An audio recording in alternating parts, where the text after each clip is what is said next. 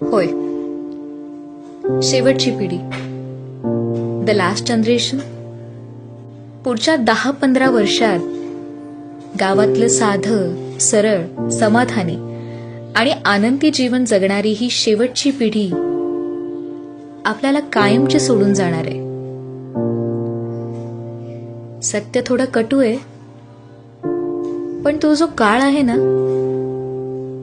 त्याला कोणीच थांबवू शकत नाही. एक ज्ञानाचा, कलेचा, संस्कृतीचा आणि संस्कारांचा वारसा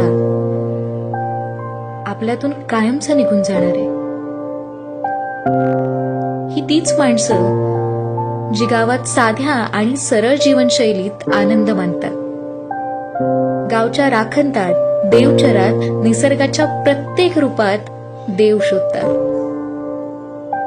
मायेचा ओलावा जपणारी, आपल्याला छान छान गोष्टी सांगणारी आणि जीवनाचा खरा अर्थ खूप सोप्या भाषेत समजावून सांगणारी हीच ती शेवटची पिढी.